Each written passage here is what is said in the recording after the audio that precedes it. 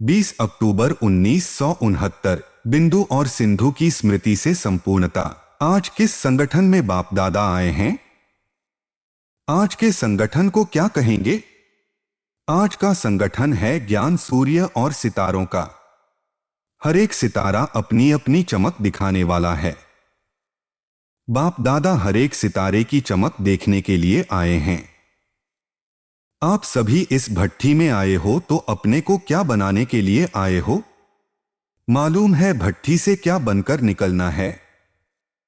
फरिश्ता फरिश्ता नहीं हो, इस भट्ठी में संपूर्णता का ठप्पा लगाकर निकलेंगे। अभी फरिश्ते बनने के पुरुषार्थी हो, लेकिन संपूर्णता में जो कमी है उसी कमी को इस भट्ठी में स्वाहा करने के लिए आए हो। ऐसे हो ना? कमियों को दूर करने के लिए क्या बात याद रखेंगे जिससे संपूर्णता का पूरा ही छाप लगाकर जाएंगे? आज बाप दादा बहुत सहज बात सुनाते हैं। बहुत सहजते सहज यही बात याद रखना है कि मैं बिंदु हूं और बाप भी बिंदु है, लेकिन बिंदु के साथ साथ सिंधु है।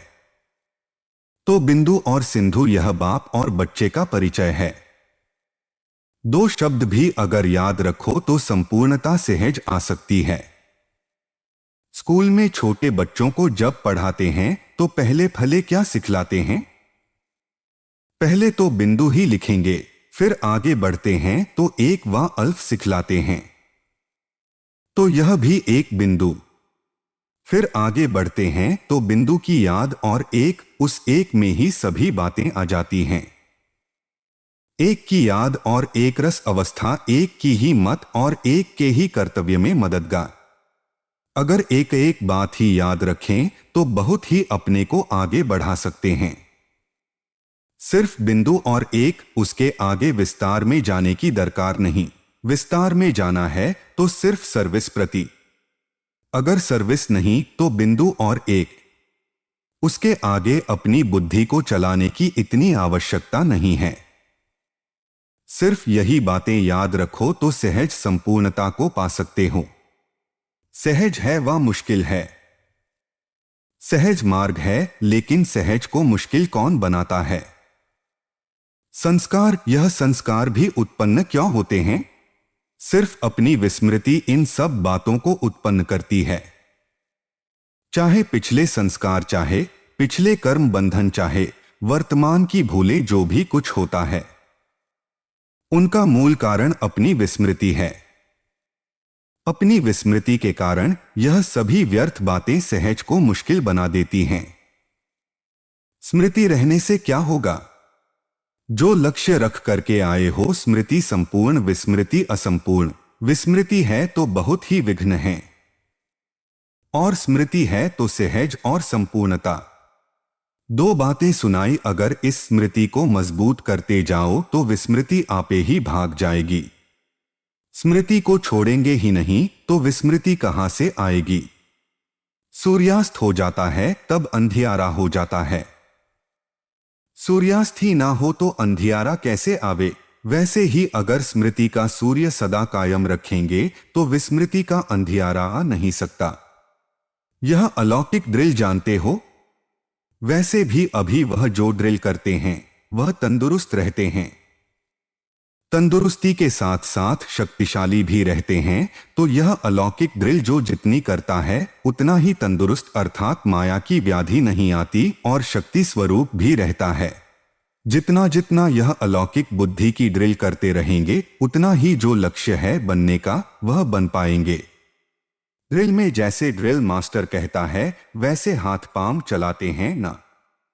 यहां भी अगर सभी को कहा जाए 1 सेकंड में साकारी से निराकारी बन जाओ तो बन सकेंगे। जैसे स्थूल शरीर के हाथ पांव झट डायरेक्शन प्रमाण ड्रिल में चलाते रहते हैं, वैसे 1 सेकंड में साकारी से निराकारी बनने की प्रैक्टिस है। साकारी से निराकारी बनने में कितना समय लगता है? जबकि अपना ही असली स्वरूप है, फिर भी सेकंड में क्यों नहीं स्थित हो सकते? अब तक कर्मबंधन, क्या अब तक भी कर्मबंधन की आवाज सुनते रहेंगे? जब यह पुराना शरीर छोड़ देंगे तब तक कर्मबंधन सुनते रहेंगे। इस क्लास में प्रश्न का उत्तर देने वाले कौन हैं? वह तो बहुत नाम सुनाए, फिर प्रश्नोत्तर से पार जाने वाले कौन हैं? इस भट्ठी में परखने की पावर आएगी। हर एक को यही कोशिश करनी चाहिए कि हम संपूर्ण बनकर ही जाएंगे। ऐसे अब हो सकता है वह अंत में होगा, हो सकता है तो बाकी अंत तक रहकर क्या करेंगे? प्रजा बनाएंगे, स्वयं राजा ताजधारी बन जाएंगे और दूसरों को प्रजा बनाएंगे। आप समान भी बनाना है, प्रजा भी बनानी है। नहीं तो प्रजा बिगर राज्य किस पर करेंगे? तो ऐसे समझे कि इतने सभी सितारे संपूर्ण बन करके ही जाएंगे। यही उमंग और निश्चय हरेक में होना आवश्यक है कि हम संपूर्ण बने और सर्व को बनाएंगे। यही उमंग उत्साह सदा कायम रहे तो अवश्य ही लक्ष्य की प्राप्ति हो जाएगी। और बाप दादा को निश्चय है ऐसे संपूर्ण ही इस यज्ञ कुंड से निकलेंगे। कुंड का यादगार देखा है। यज्ञ तो जो भी स्थान है सभी यज्ञ ही हैं, लेकिन फिर भी यज्ञ कुंड का महत्व होता है। वैसे भी देखा होगा गंगा और यमुना दोनों का महत्व है, लेकिन फिर भी संगम का महत्व ज्यादा है। वहां नहाना श्रेष्ठ माना जाता है। गंगा यमुना तो बहुत स्थानों पर होती है, लेकिन फिर भी विशेष संगम पर नहाने क्यों जाते हैं? उनका विशेष महत्व क्या है? संगम के महत्व को अच्छी तरह से जानते होना। जैसे विशेष स्थानों का विशेष महत्व होता है, इसी प्रकार मधुबन की भट्ठी का भी विशेष महत्व है। इस भट्ठी से संपूर्णता की सौगात बाप द्वारा मिलती है। यह मिलन का अर्थात संगम का विशेष सौभाग्य बच्चों को मिलता है। यह मिलन ही संपूर्णता की सौगात के रूप में है। इस मिलन का ही यह संगम यादगार है।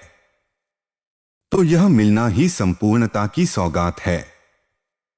भट्ठी से संपूर्ण बनने का तो छाप व ठप्पा लगाकर ही जाएंगे, लेकिन उसके साथ साथ इस भट्ठी में हिसाब करना भी अच्छी रीति सीखना है। कहाँ हिसाब पूरा न करने के कारण जहां प्लस जमा करना है वहां माइनस घटाना कर लेते हैं। जहां माइनस करना है वहां प्लस कर लेते हैं, इसलिए स्थिति डगमग होती है। यह हिसाब भी पूरा सीखना है कि किस बात में जोड़ना है और किस बात में कट करना है। प्रवृत्ति में रहने के कारण जहां ना जोड़ना वहां भी जोड़ लेते हैं और जहां काटना ना हो वहां भी काट लेते हैं। यह छोटा सा हिसाब बड़ी समस्या का रूप हो जाता है, इसलिए यह भी पूरा पूरा सीखना है कि प्रवृत्ति में रहते हुए भी क्या तोड़ना है, क्या जोड़ना है। और जोड़ना भी है तो कहां तक और किस रूप में। आपको भट्ठी में बुलाया है तो उसका कार्य भी बताएंगे ना। कौन कौन सी पढ़ाई की सब्जेक्ट में परिपक्व होना है? एक तो अलौकिक ईश्वरीय ड्रिल की सब्जेक्ट और दूसरी यह हिसाब करना। दोनों ही बातें इस भट्ठी में सीखनी हैं। अगर इन दोनों बातों में संपूर्ण बन गए तो बाकी क्या रहेगा? संपूर्ण तो बनकर ही निकलेंगे।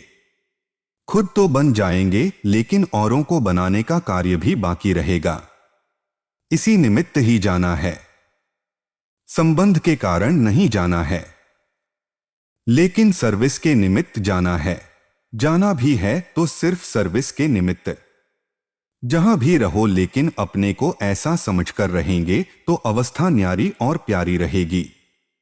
जैसे बाप दादा सर्विस के निमित्त आते जाते हैं ना, तो आप सभी को भी सिर्फ सर्विस के अर्थ निमित्त जाना है और सर्विस की सफलता पाकर के फिर सम्मुख आना है। अव्यक्त वतन से वर्तमान समय बाप दादा हर बच्चे को कौन सा मंत्र देते हैं? गो सून कम सून, जल्दी जाओ जल्दी आओ। सर्विस प्रति जाओ और साथी बन करके जल्दी आओ। फिर जाओ। जब यहां गो सून कम सून होंगे तब बुद्धि द्वारा भी जल्दी होंगे। बुद्धि की ड्रिल भी गो सून कम सून है ना। वह स्थिति तब होगी जब यह स्थूल मंत्र याद रखेंगे। इस मंत्र से उस मंत्र का संबंध है। तब तो बताया यज्ञ कुंड का महत्व है।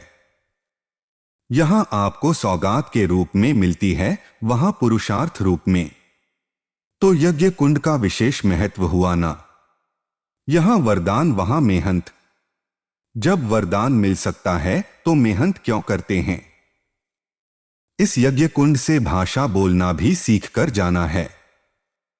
ऐसा सैंपल बनना है जो आपको देख दूसरे भी आकर्षित होकर यज्ञ कुंड में स्वाहा हो जाएं। बाप दादा हरेक की तस्वीर से हरेक की तकदीर और तदबीर देखते हैं, कहां तक अपनी तकदीर बनाते हैं।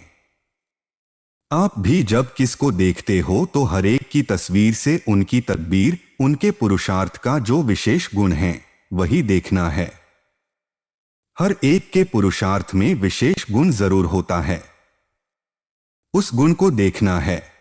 एक होता है गुण और गुण के साथ साथ फिर होता है घुन, अनाज को अंदर से खाकर खोखला कर देने वाला कीड़ा। शब्द कितना नजदीक है लेकिन वह क्या। अगर गुण नहीं देखते हो तो घुन लग जाता है। तो हर एक के गुण को देखना है तो घुन जो लगता है वह खत्म हो जाएगा। जो एक दो के स्नेही होते हैं, ऐसे स्नेही बच्चों से बाप दादा का भी अति स्नेह है। स्नेह ही समीप लाता है। जितना स्नेही उतना समीप, तो एक दो में स्नेही हो। ऐसे स्नेही बच्चे ही समीप भी आ सकते हैं, अब भी और भविष्य में भी। विशेष स्नेही हैं, इसलिए आज विशेष डबल टीका लगा रहे हैं, लेकिन अनोखा लौकिक रीति का टीका नहीं। डबल टीका कौन सा है? एक तो निराकारी, दूसरा न्यारापन। यह डबल टीका हरेक के मस्तक पर अविनाशी स्थित कराने के लिए अविनाशी रूप से ही लगा रहे हैं। यह अविनाशी टीका सदा कायम रहता है। तिलक को सुहाग की निशानी कहा जाता है। इस तिलक को सदा कायम रखने की कोशिश करनी है। जितना जितना परिपक्व रहेंगे उतना पद पा सकेंगे। हरेक यही सोचे कि हम ही नंबर 1 हैं। अगर हरेक नंबर 1 होंगे तो नंबर 2 कौन आएंगे? बाप की क्लास में कभी भी नंबर नहीं निकल सकते। टीचर भी नंबर 1, स्टूडेंट भी नंबर 1, तो एक नंबर 1। तो ऐसी क्लास का तो मधुबन में चित्र होना चाहिए।